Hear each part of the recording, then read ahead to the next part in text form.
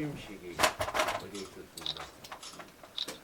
저는 이번 인수위원회 지역균형발전위원회 부위원장으로서 인수를 하면서 어떻게 하면 이번 기회에 앞으로 5년 동안 윤석열 정부가 우리 전라북도의 발전의 설계를 잘 만들어 놔야 앞으로 5년 동안 그런 설계를 통해서 실천할 수 있도록 하는 그런 준비 작업이 있었습니다. 그래서 오늘 사실은 전번 4일날 와서 지역균형발전위원회 정책 보고회를 가졌는데 그때는 좀 세부 실천 과제에 대해서 못다한 얘기들이 많이 있었기 때문에 그런 내용들을 오늘 중심으로 설명을 드리고자 합니다. 원래는 그 대통령 후보 때의 공약이 7대 공약, 그 다음에 15개 정책 과제, 그 다음에 실천 과제가 구체적으로는 26개였습니다. 그런데 이제 그 이후에 전라북도청과 지역 현안들을 하나하나 촘촘하게 리뷰 해본 결과 약 46가지 실천 과제로 만들어서 약 20가지를 추가로 실천 과제에 포함하는 그러한 일을 만들어냈습니다. 천만다행스럽게 제가 지역균형발전의 부위원장으로 있으면서 대통령 당선인께서 회의 때마다 얘기하신 것이 이제는 지역균형발전 없이는 미래가 없다. 또 이제는 이제 이 나라는 지방시대다. 윤석열 정부는 지방시대다. 그래서 제가 가장 중요하게 생각했던 것은 지금까지 7대 공약만 가지고 그냥 하는 것보다는 현장에 있는 의견들을 최대한 더 수렴해서 더 촘촘하게 실천 과제를 좀 만들어야 되겠다. 근데 그거는 뭐 전국적으로 공개적으로 얘기는 안 했습니다. 저야 어쨌든 가장 낙후된 우리 전라북도를 어떻게든 반석에 올려놓겠다는 그러한 의지로 지금까지 10여 년 동안 오로지 그 신념으로 이렇게 정치 활동을 해왔기 때문에 부위원장으로서 그 기회를 그대로 놓칠 수는 없다는 판단하에서 아주 좀 적극적으로 그거를 담아내는데 성공을 했습니다. 그래서 오늘 그 자료를 가져왔는데 이거 한번 보시면 요 오른쪽은 대통령 후보 때 만든 26개 실천 과제고요. 왼쪽으로 보면 이 하얀 쪽 요것이 20개 세부 실천 과제입니다. 이 세부 실천 과제에 대한 예산을 계획을 보니까 무려 8조 5,400억 정도 예산이 추가로 이렇게 실천 과제에 담아냈습니다. 여기서 특별하게 좀 얘기 드릴 수 있는 것은 우리 송하진 지사가 가장 저한테 얘기했던 게 새만금에 한 20km 직선거리를 만들 수 있는 초고속 진공 고속 열차의 테스트 베드를 만들어 달라. 그게 이거예요. 9천억 정도 들어가는 거. 이거를 꼭 집어 넣어달라 해서 하여튼 이걸 넣었고요. 그 다음에 지금 가장 중요한 거는 메가시티가 만들어지면 수변도시 중심으로 새만금 시청을 만들든 또 이전을 하든 거기에 이제 집중을 해야 되는데 그것이 안 들어있었어요. 그래서 여기 보시면 스마트 수변도시 국가 시범도시 조성 요게 한 9천억 8천억 들어가는 거죠. 그 다음에 이제 미래 산업으로 서해안 데이터 센터 직접지 조성 1조 원 또 이렇게 해서 쭉 보면 가장 또 중요했던 게 12번 항에 첨단 의료 복합단지 여기 1조 7천억 정도 이런 그 전번 공약에는 없었습니다. 그 외에 하여튼 이런 20가지 예를 해서 8조 5,400억 정도를 집어넣었습니다. 그런데 이제 중요한 것은 이렇게 아무리 실천 과제를 집어넣었다 해도 여러분들 알다시피 문재인 정부에서 43개 실천 과제를 했지만 뭐 실질적으로 5가지밖에 제대로 못했다. 뭐 이런 게 나오잖아요. 뭐 공약했다고 다 되는 게 아니거든요. 그럼 공약한 다음에 그 실천 과제들을 앞으로 5년 동안 대통령이 막 다 어떻게 실람할 수 있겠습니까? 그러면은 가장 중요한 거는 여기 전북의 정치권이 이거를 실천할 수 있도록 적극적인 그러한 노력이 있어야 합니다. 물론 이제 제가 주도를 하겠지만은 뭐 야당하고 지금은 저희가 여당이 됐지만 야당하고 협치를 통해서 일을 해낼 거고요. 그렇지만은 너무나 우리 전라북도가 이 기울어진 운동량이기 때문에 제가 항상 그 일을 하면서 좀 한계를 느끼는 게 많아요. 코가 명명하게 조금 내리고 있습니다. 한계를 느끼는 게 뭐냐면 어떤 일을 하려면 청와대 그 다음에 기재부 또 국회 그 외에 각 부처 전체적으로 이렇게 어우러내야 이런 예산들도 만들고 이런 정책들을 펴나갈 텐데 우리 여당 쪽에 사람이 없습니다. 지금 뭐 이용호 의원 오셨다지만 아직 뿌리가 약하고요. 그럼 결국은 너무 아쉽다. 그래서 참 제가 너무 참담한 그 현실을 오늘 또 보여드리는 걸 하나 꼭 가져왔어요. 지금 이게 지금 경상도, 전라도, 충청도 그림입니다. 도대체 이게 대한민국이 전 세계에 내놔도 기네스북에 올라갈 일들이 뭐냐면 이 전라북도가 여기 있는데 전라북도가 지금 요새 선거하는 이 시도의원 중에 236명 있잖아요. 이게 한 명도 없어요. 도대체 지방자치단체 선거가 지금 8회까지 해서 30년이 됐는데 30년 결과적으로는 한 명도 없어요. 어쩌자고 이런 전라북도가 됐는지. 물론 이제 요 위에 14개 요 위에 이제 지방자치단체장 14개 시군 도지사까지 15명 중에도 한 명도 없습니다. 또 당선으로 보면 국회의원 10명도 한 명도 없습니다. 그러니까 이렇게 합치면 261명인데 261명 중에 한 명도 없습니다. 그런데 참 놀랍게도 이쪽 보세요. 이 경상남도는 이 파란 색깔, 이 파란 색깔이 민주당이고 빨간 색깔이 이제 우리 국민의힘인데 이 경상북도 대구를 이렇게 보면 다 촘촘하게 들어가 있대요. 민주당이 들어가 있잖아요. 민주당이 그러니까 대구광역시는 146명 중에 55명이니까 거의 30%, 35% 차지합니다. 그 다음에 경상북도도 344명 중에 59명이면 거의 한 20% 차지하잖아요. 그런데 우리는 제로예요, 제로. 제로 포인트. 제가 12년 동안 이렇게 노력을 하고 그렇게 했어도 그냥 한계를 느끼고 있습니다.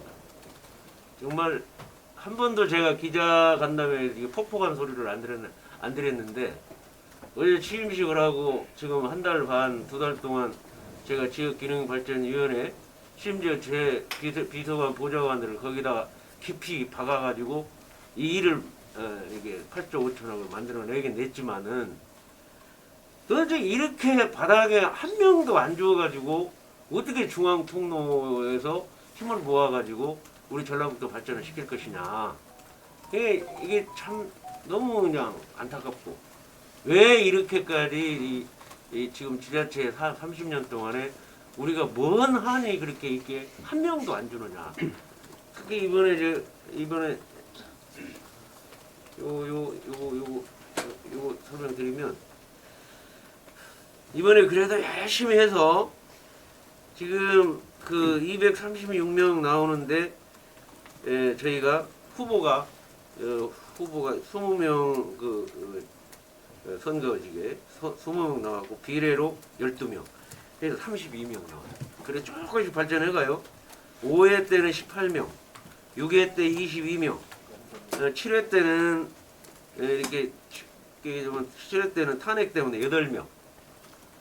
그 다음에 이번에 이제 저희가 윤석열 정부에서 14% 대통령 14.4% 올리고 또 이번 지자체 선거 후보로 20명 플러스 12, 20명 지금.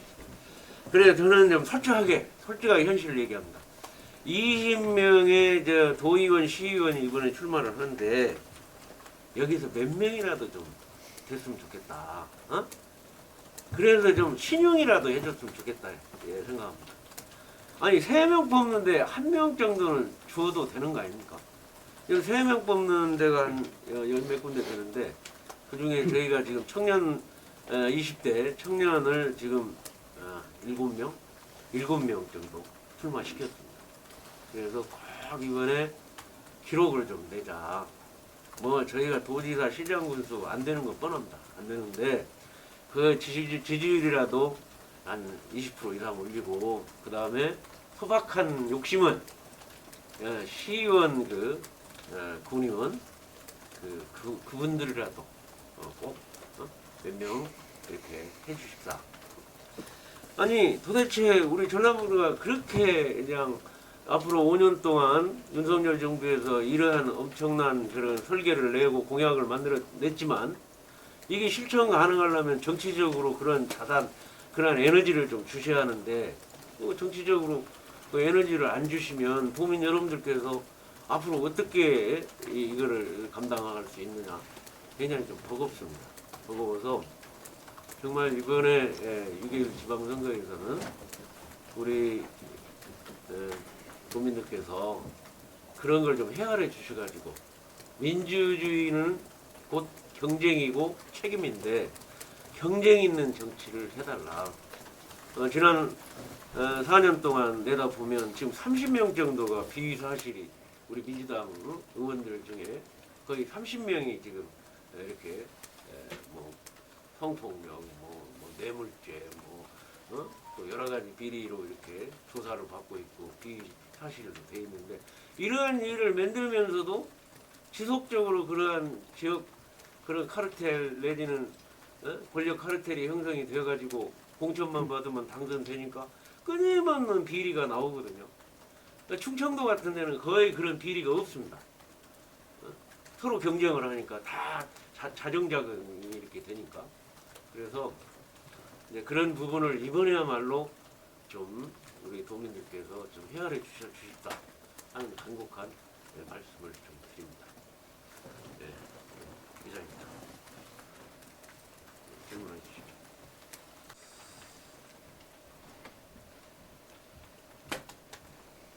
추가로 얘기하자면은 이번에 사실상 저는 지금 신명을 제 이제 정치로 앞으로 해봐야 얼마나 하겠습니까?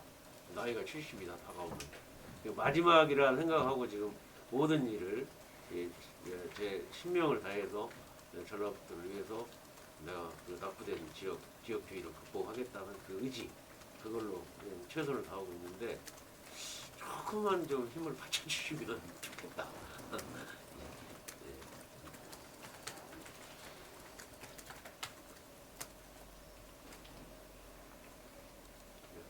질문 이번 지지율은 맥시멈으로 20%를 잡고 계시는 거예요, 이번에서? 지금 제가 18.2%였거든요. 2010년에. 2014년에 박철군이가 20.5% 얻었기 때문에 최소 마지노선 20% 이상은 돼야 되지 않나. 도지사 선거 얘기고 그 다음에 이제 아까 지자체 지방 의원들은 제가 목표를 지금 이제 20명 출마했는데 다 해주면 좋겠습니다만 정말 몇 명이라도 꼭 이렇게 해서 이 고립된 섬 완전 철옹성된 섬을 우리 도민 스스로를 위해서 극복해 줘야 된다. 결국 피해는 다 도민들한테 오는 건데. 오늘 위원장님 콕 집어서 네. 어느 선거구가 좀 괜찮다, 유리하다, 여기를 밀어달라 그런 마음이 있을까요? 아니 사실은 제가 이제 출마한 지역구 있잖아요. 출마한 지역구에 아주 청년들을 특별 공천을 했어요. 그래서 제가 출마한 지역구에서라도 좀 당선을 꼭 시켜보겠다.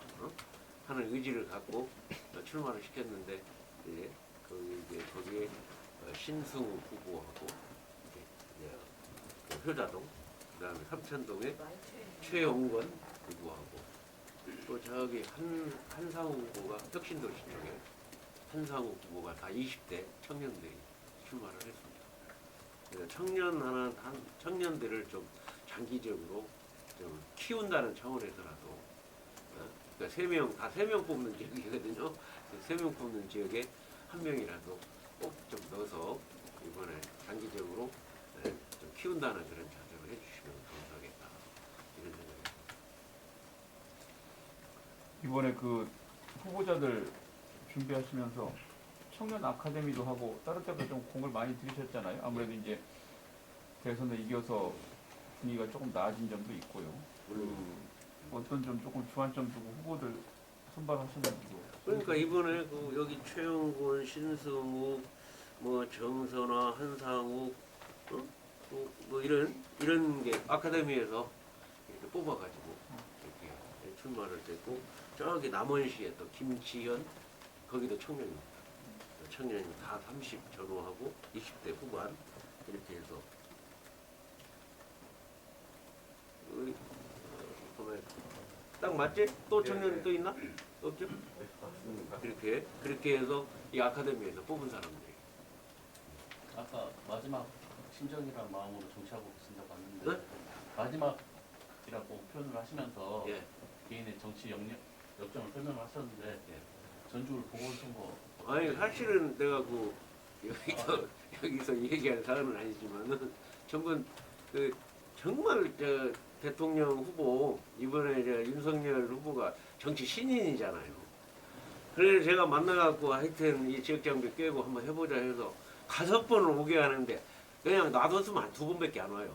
5번을 오게 해가지고 1박 2일까지 하고 뭐하고 그냥 새만금을 그냥 전반적으로 얘기하고 얘기해서 하여튼 공감을 다 얻었단 말이에요. 그건 내가 30% 달라고 했는데 그냥 14% 나오니까 그때 기자회견도 안 하고 제가 올라가고 있잖아요.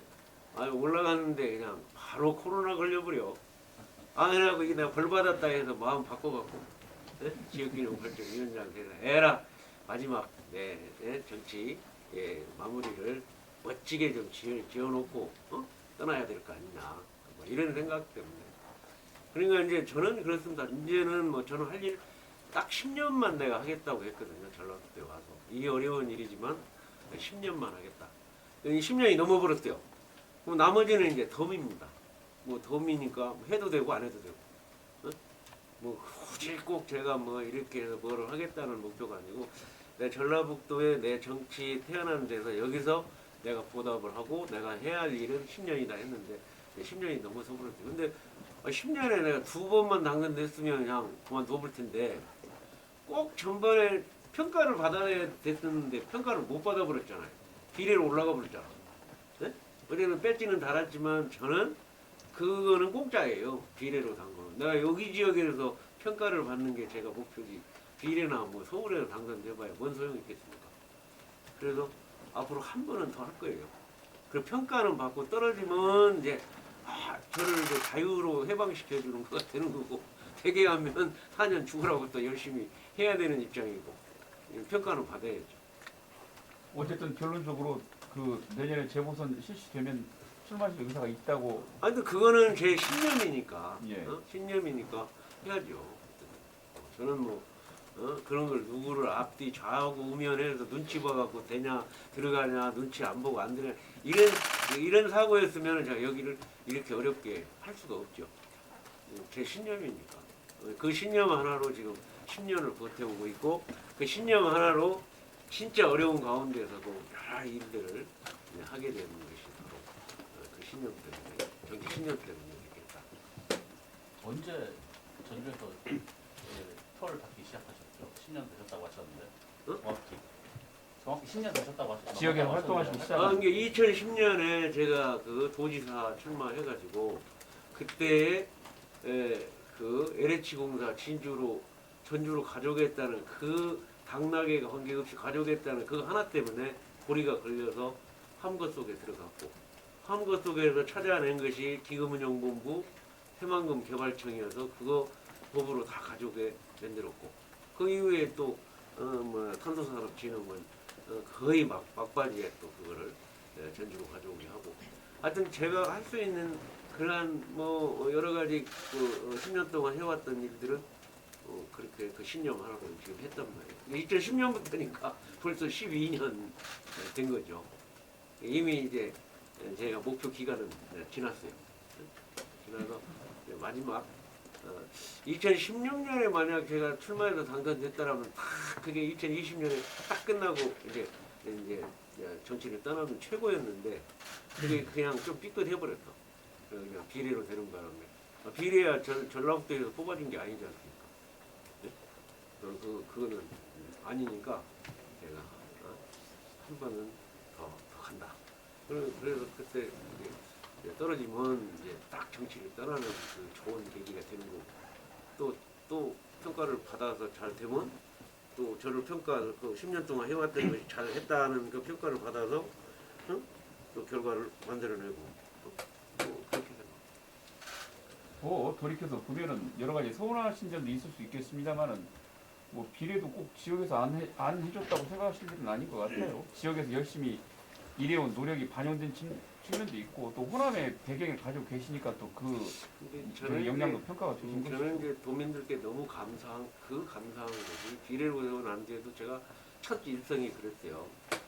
아니 32년 만에 2016년에 저를 당선시켜 주셨는데 그 지켜주신 그 감사함을 온몸으로 지금 간직하고 있기 때문에 나는 비례로 연장선에 갔더라도 똑같은 마음으로 갑니다. 다만 이제 그거는 이제 도민들에 대한 감사함의 표현이고 다만 저는 이제 제가 계획된 기간이 틀어져 버렸다 이거지 이제 쉽게 얘기하면 틀어져서 한 번 더 평가를 받고 가야지 여기서 정리를 하게 되면 제 신념의 연장선상에서 할 수가 없다. 그래서 어떤 어려움이 있더라도 저는 그걸 해나갔을 때만 역사적으로 정치나 뭐 경제나 모든 면들이 항상 마무리가 중요합니다. 마무리를 어떻게 하느냐에 따라서 그 사람의 정치의 평가가 나오기 때문에 제가 항상 이제 거의 저는 이제 끝날 무렵이니까 어떻게 이 정치를 잘 마무리해야 할까. 그래서 이번에 아마 지역균형발전위원회 부위원장을 이렇게 맡고 나서 내가 느낀 게 뭐냐면 이게 또 하나의 어떻게 보면 정치에 5년간 정치에 마지막 5년 후에는 정치 2년 후에 안 할 수도 있는데 이때 제대로 내가 이거 설계를 해놓고 가자 이런 마음으로 이렇게 했는데 아주 지금 왜 이렇게 요 발표도요 중앙에서 발표를 못해요. 왜냐면 딴 지역에 그렇게 안 들어갔거든. 네? 우리만 이제 몽창 내가 내놔갖고 일단 중앙에서는 조용하게 쉬쉬했습니다. 왜냐면 그거 해보면 딴 지역에 또 이제 비교해갖고 나중에 나오면 안 되니까. 여러분 한번 비교를 해보세요. 다른 지역. 지난번에 조배수 의원님께서 김발위원장님 오셨을 때 국제번역화 전북이 국제번역화 요구하는 부분 꼭 지켜주실 것을 촉구를 하셨는데 잘 제가 귀가 좀 어두워졌는데 그 전북이 계속 국제번역화 주장을 해왔고 균형 발전에서도 5급 3특 체제 주장을 해왔는데 김발위에서 좀 논란이 있었어요. 지금 고민하고 있어요. 그거를 이번에 이제 지역교정 발전에 처음 제가 주제를 삼아야 할 게 지금 500만 메가시티 쪽으로 해서 이제 5국 체제로 간다. 5국 2축 체제로 간다 하면 우리는 광주 전남에 이제 500만이니까 전북까지 500만 원이에요. 그럼 호남권이 되어버리거든. 근데 우리 도민들이 호남권을 이제 싫어한단 말이에요. 그렇게 묶어놓으면 오히려 더 불이익을 받을 수 있다고 하는 분들이 많아졌어요. 그래서 그리고 근데 우리는 또 기회가 된 게 새만금이 있으니까 독자 권력을 만드는 게 좋지 않냐. 그러면 독자 권력이 얘는 강원도하고 제주도가 있으니까 강원도하고 제주도가 함께 독자 권력으로 특별자치도가 됐든 아니면 새만금 메가시티가 됐든 이 독자 권력으로 이게 만들어 볼 필요가 있지 않냐. 그런 의견을 좀 수렴해 보려고 합니다. 그래서 수렴해서 어쨌든 제가 부위원장으로 했으니까 수렴해가지고 아니 그 시민들이 원하는 쪽으로 가야죠. 뭐 자기들이 마음대로 그냥 금 그어놓고 그 따라라. 그 나는 이제 그게 받아들일 수 없다고 생각하거든요. 근데 지금 현재로는 지금 조배수 그 후보가 그 공약한 대로 5국 3축 체제로 가는 게 우리 전라북도에 플러스가 될 거 아니냐 이런 점으로 많은 의견이 모아지는 것 같아서 그 방향으로 또 생각을 하고 있다. 아직은 뭐 그걸 이랬다 저랬다는 말씀 못 드리고요. 또 그 김병준 위원장이 말한 대로 그렇게 그 메가시티를 만들면 무슨 지원을 확대한다는 게 아니에요, 사실은. 그렇게 확대하는 것은 거기에 500만으로 서울 수도권하고 경쟁해가지고 할 수 있는 협력 체제를 어떻게 강구할 거냐. 이제는 좀 지방 정부도 그렇게 500만 중심으로 협력 체제를 강구해라. 이런 뜻이거든요. 그럼 역으로 보면 우리가 광주 전남 전북하고 협력이 잘 안 된다. 그러면 잘라서 해달라. 뭐 이렇게 해도 되는 것이다. 나는 그렇게 봐요. 왜냐하면 자금 지원 체제가 완전히 그렇게 되는 건 사실 지금 현재로는 아니다. 이렇게 말씀드릴 수가 있습니다.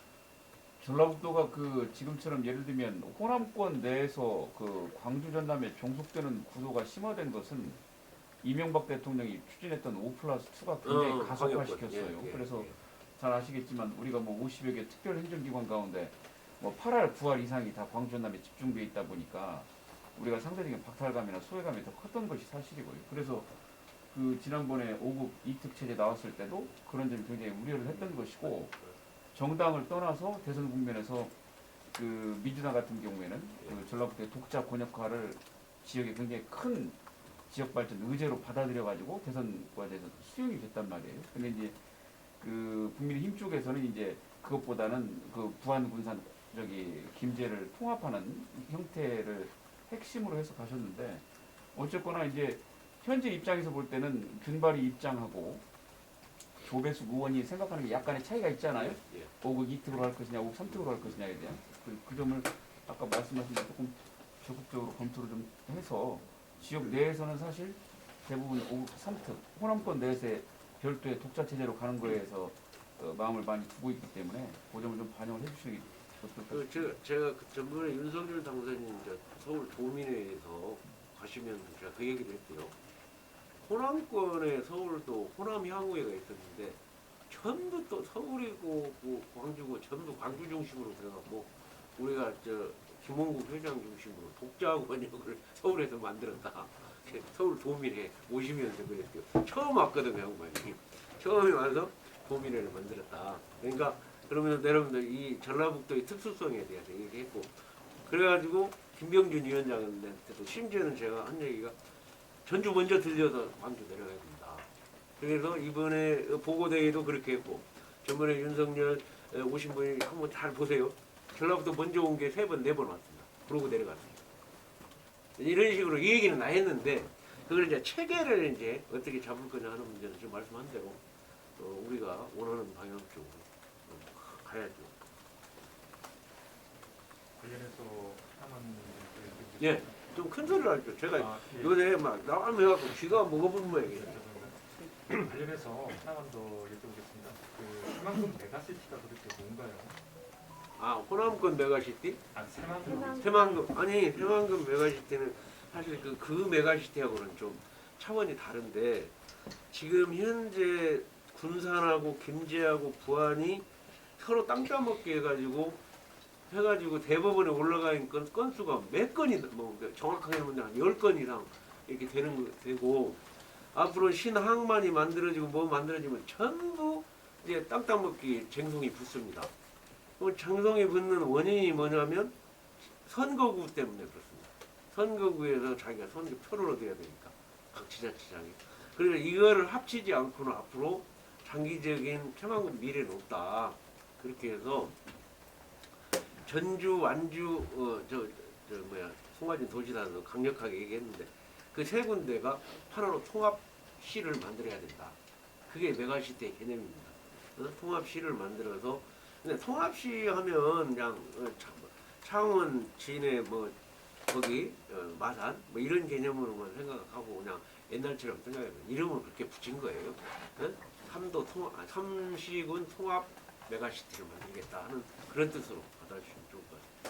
그러니까 이거를 이제 가장 협력 체제에서 뭐 지금 현재가 그러한 양쪽 세 군데가 협력 체제이기 때문에 확실한 협력 체제로 돌아간다고 하면 통합시를 안 만들어도 되는데 그런 협력 체제가 안 된다고 하니까 이 통합시를 만들어야 된다. 그거는 이제 그 지방자치단체의 의견을 또 수렴해야 되고 하는데 이번에 다행히 그 행안부 장관도 우리 지역구 우리 전북 이 고향이고 지금 행안부 장관 이런 겁니까? 그분하고 대화를 했더니 그 고향에 대한 애정을 많이 갖고 있어요. 그런 부분도 행안부 장관하고 또 해야 할 일이고 하는 분이 이상민 장관이죠.